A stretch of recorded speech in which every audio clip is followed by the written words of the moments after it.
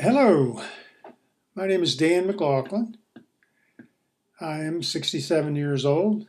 I was a member of the Navy's underwater demolition team back in the Vietnam War, and I've been involved in working with the Veterans Administration, trying to get disability for what I have discovered to be is PTSD caused by the Vietnam War.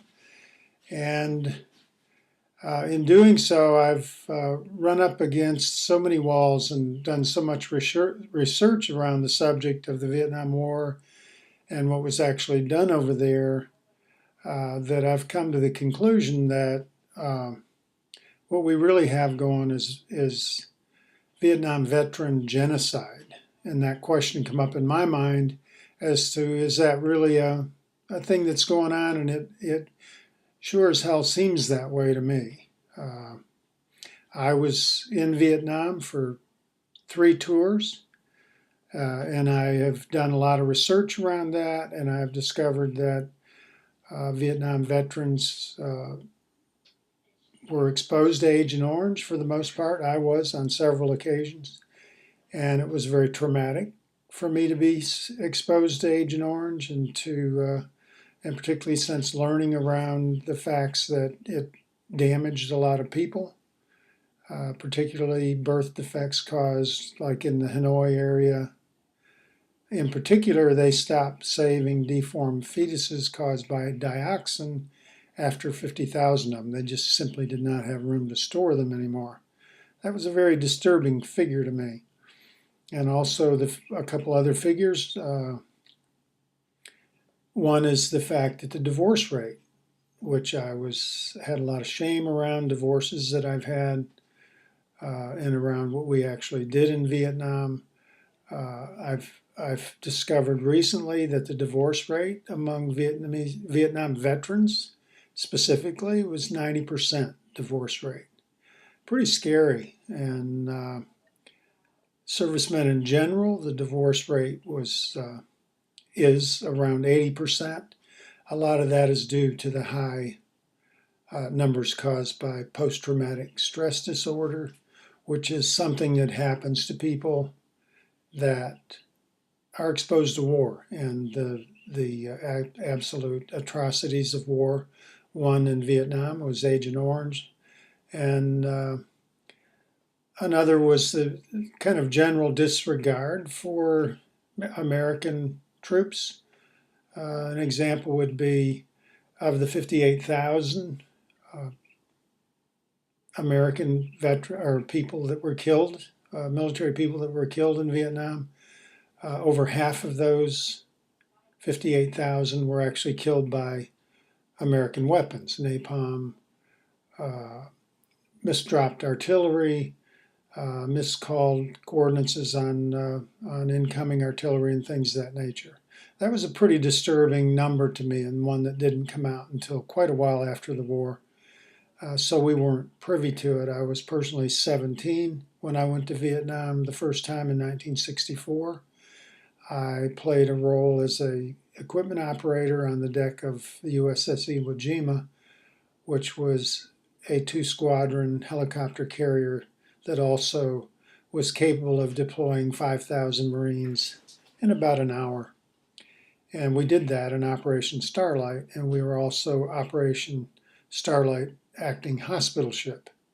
So when I look at all these numbers and I look at the fact that PTSD was not really even recognized by the American Psychiatric Association during the Vietnam War, even though we knew from experience in World War I, they called it shell shock. In World War II, they called it battle fatigue. And in Korea, it was considered battle fatigue. And then by the time it got to Vietnam, they weren't really admitting to anything. They just knew that people were having a lot of problems adjusting when they got back to civilian life. So right about the time the Vietnam War ended, the American Psychiatric Association said, well, what these people have is post-traumatic stress disorder. And I know that now since I've tried to get help from the VA, it is something that I have been living with for 50 years, almost 50 years now, and it has been something that played a major role in the two divorces that I've had, and the fact that I'm trying to adjust in another marriage, and my wife and I have just really recently, since we started our relationship, discovered that I have PTSD from Vietnam. And in doing research and looking at my life, I realized that I have finally connected the dots. I'm not crazy. I suffer a lot of anxiety around what I was exposed to in Vietnam and around what some of the things that my country did in Vietnam, namely with Agent Orange. It was a direct violation, as far as I can figure out, of our party to the Geneva Convention.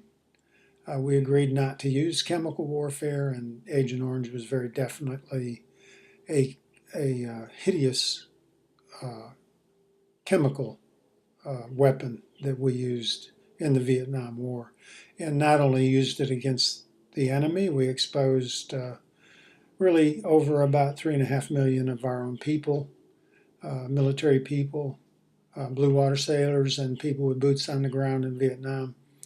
We actually exposed them to Agent Orange. As a country, we exposed those military personnel to Agent Orange.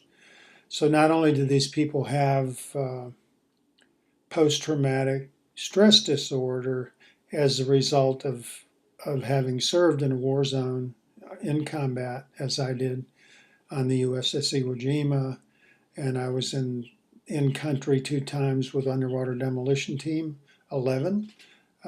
We were the predecessors to SEAL Team. We actually, half of my training class actually were in SEAL Team 1, and Frank Antone was a classmate of mine, and he was, I believe, the first SEAL that was killed operationally in Vietnam. And my friend Leonard Scott, whom was also in my training class, was shot mortally while hauling out Frank Antone's body in an extraction in a helicopter. So why do I say Vietnam veteran genocide? Well, that fact around the discovery and labeling of PTSD, which was earlier battle fatigue, shell shock, those names that they put on it. They knew that it was a treatable thing actually around the time of the end of the Vietnam War, but the government chose not to recognize it, and so people like me that were put back into civilian life, I chose not to be a career military personnel. I did not like the idea of shooting people. I certainly didn't like what I saw in Vietnam around the use of Agent Orange and around the fact that we disrupted a very viable. Vietnam was actually known as the Rice Bowl of the world, and we destroyed their ability to grow rice, and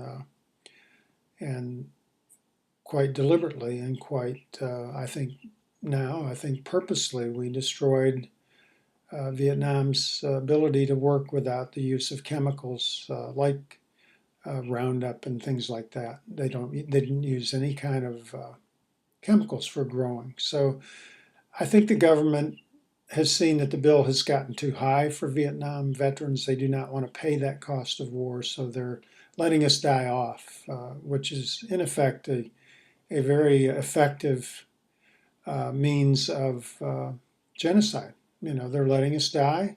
You can call it attrition, call it whatever you want to, but it's being done on purpose because Congress and the Senate have done the numbers, and they're pretty high. It would cost about $100 billion to pay us to help us become whole again, because we've lost most of our lives due to this genocide and to this ignoring of people's lives. So that's kind of the answer to that question. And I'm going to stop here, and then we're going to go with that and try to get this out on the site and hopefully get the word out that the veterans adherent will get involved in getting what they have coming and being able to help their families that have PTSD caused from their PTSD that they got in Vietnam. Thank you for your time. Feel free to contact me at the provided information. Thank you.